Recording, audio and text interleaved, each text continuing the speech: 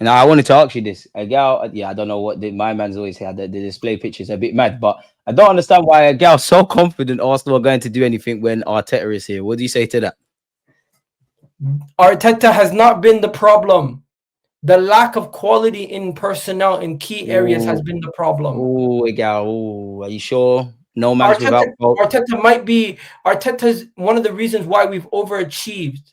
The squad, Oh, a the gal, a squad, gal. the squad, the squad was in title races with Emil Smith Rowe barely playing, Eddie and Nketiah being crucial. We've had squads that were challenging for the league where we had no backup midfielders in certain key areas, no backup for Bukayo Saka, no backup quality striker because Jesus is injured.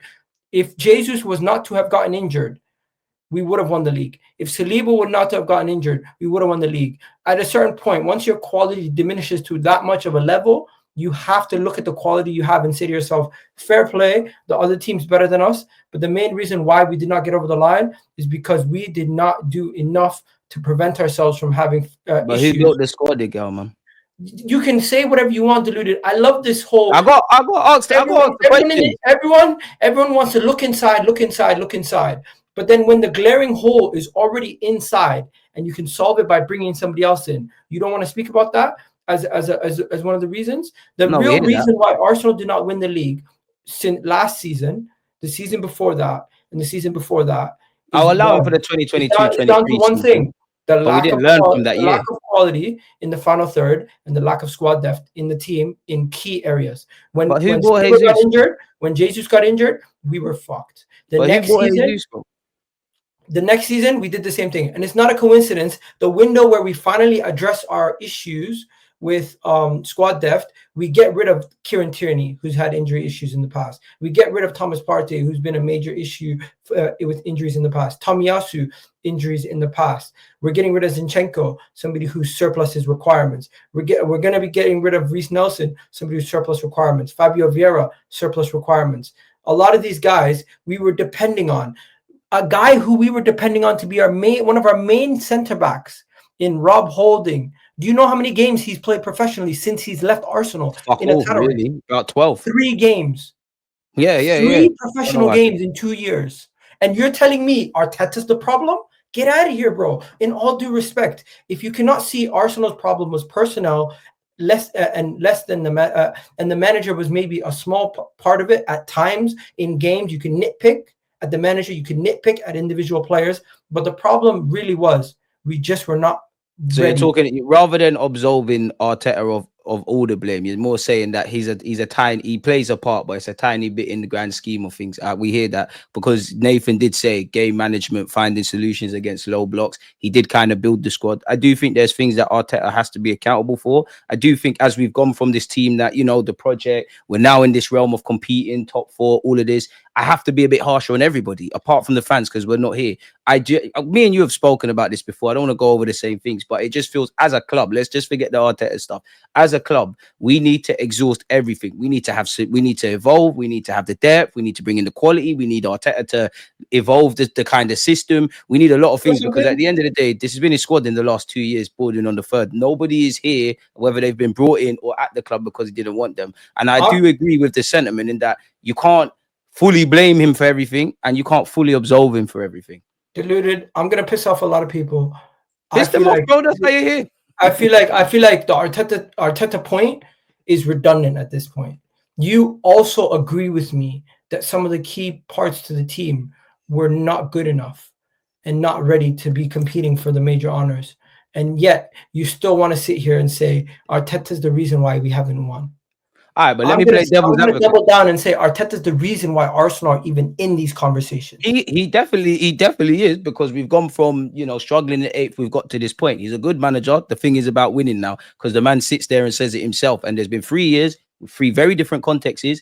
The bottom line is we finished second. It's all fun and games, the top 6. It's all fun and games beating Real Madrid, and it's romantic. Getting over the line is an issue now. And I think this squad, these individuals, these players, they're good enough to do it, but they have not done it, if I'm completely honest with you. And I feel everything at this club has been geared towards winning. I know people will laugh about the light bulbs and the dog and, you know, the atmosphere at Anfield. Anybody that understands football, when they cut the bullshit about the banter and that, you understand it's sports better yet. That's why you do those things. And even that, they boy him for the Hayland. I mean, for the, was it Hayland or All or Nothing documentary?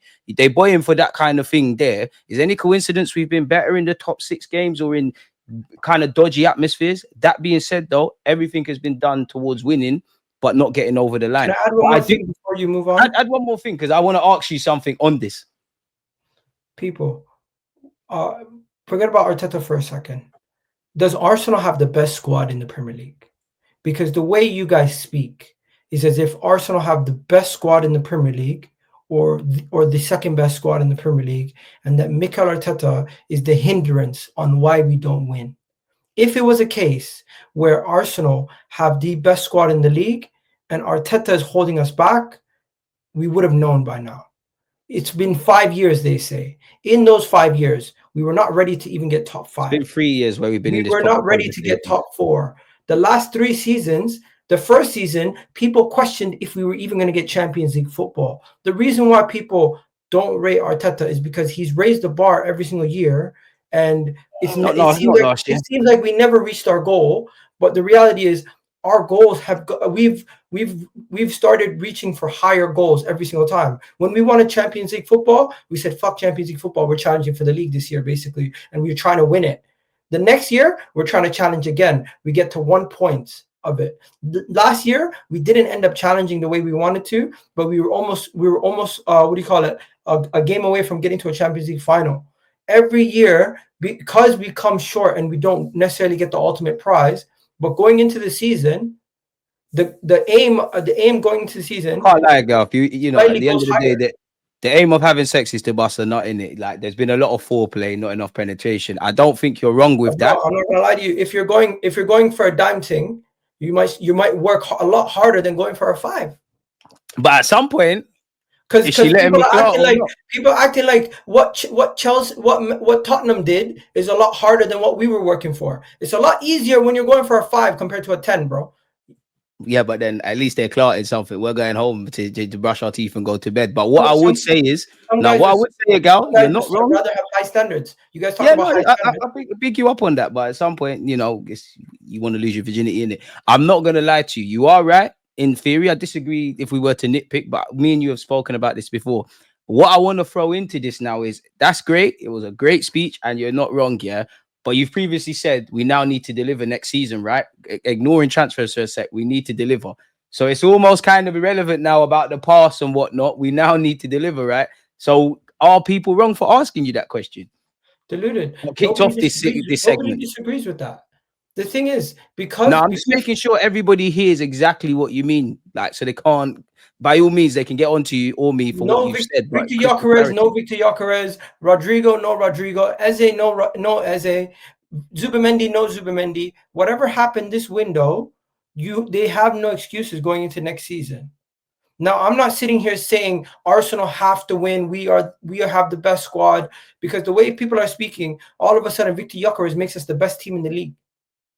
I'm not necessarily saying that, but in the same breath, the people who are calling me delusional for saying I'm demanding us to get over the line next season, because I believe this team has always had attacking deficiencies and squad depth deficiencies. Those get solved. I don't think personnel-wise we'll have an issue, and I don't think tactically we have an issue. Now that you have to be a parade in Islington next year, I say that much. Yeah, hopefully bro. If you're somebody who does, if you're a mover or you're somebody who deals with something physical and you have all the tools, you cannot complain if you don't get the job done. Yeah, it's down to you at that point how good you are with the tools. A tradesman's only good with his tools, but it's also the tools you know what people have been saying? They've been giving Arteta 1 wrench and 1 screwdriver and saying go out there and get the job done. And he's like, it's going to take a lot longer. To a degree, though, he has been given the money to go to Halfords, and he knows he needs to buy tools, and he's buying a bike. So there is also that. But it's not his fault alone. Maybe no. I agree with you. It's not his fault alone. Maybe the manager and Edu, who was there to help him get the tools, was buying faulty tools. He helped him get Zubimendi.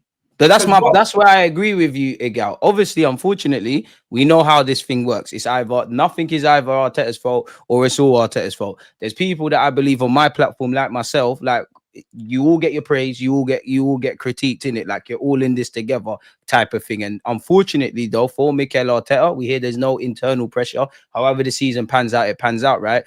Regardless of what we say about anything, you signed a new deal for one, so that tells me you believe in what you're doing and you believe you can get over the line. That's one. Two, unfortunately, this is the nature of the business, in it. Like at some point, it has to be on the manager. And even when people say, "Who are we going to get?" What if we flip that and say, just to argument's sake, and people like to say, "Oh, Mikel Arteta is going to walk away one day, doesn't feel he's being backed." If he does that, that's all fine and dandy. But everybody's going to want a new manager, right? Surely. And at some Deluded, point, you we're have to forcing the try something new. conversation. We're forcing this conversation. Why is it that in other sports, there seems to be a little bit more of like trust in what's going on at their place, where in football it's like changing managers is the way to success. It's not always changing It's managers not the way to always the way, success. but he's been here for a very long time. I'm just being devil's advocate. He has been here for a long time. He And has. I And think I it's don't. warranted.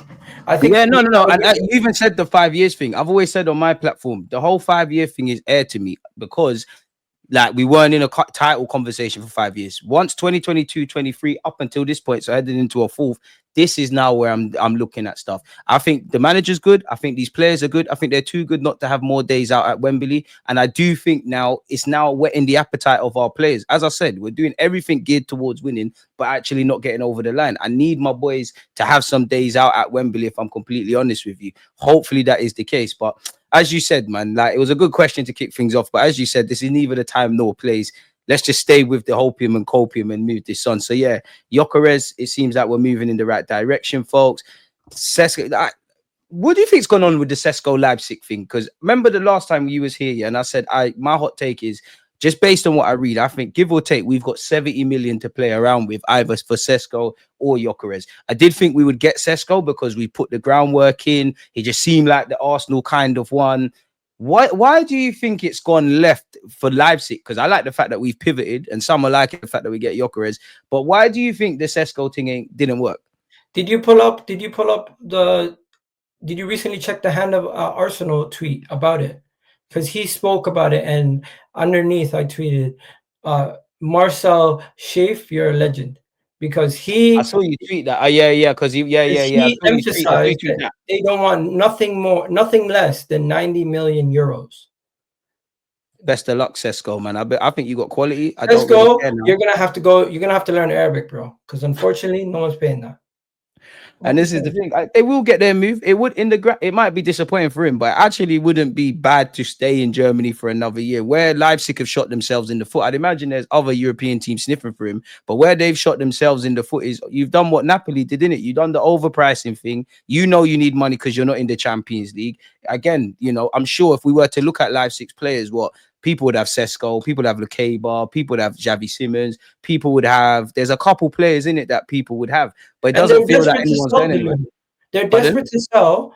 They're desperate to They sell. can't be desperate because they're being too greedy. They can't be desperate. They're desperate to sell, but in the same breath, they're looking around and they're saying, how is Cunha going for 75 million euros and you expect me to sell this guy for less than that? They're really just basically saying, we're going to either sell him for the price we want or he's not getting sold at all. And Benjamin Sesko's team have said, we're not going to, they took shots at Arsenal and We're not gonna, we're gonna do the gentleman thing. We're not gonna rock the boat kind of thing. Where you look at so Gyökeres, from his there, agent, they're on that. From there, I don't really give a shit what he does because, in my opinion, he's not ready. He would have been somebody who would have had to take 2 years of development to even get to the level that Gyökeres is at now, with his confidence and self-belief that you'd have off the back of those 2 seasons at Sporting. And I do think development, the confidence, and just being a striker. Just competence, man. Because you look at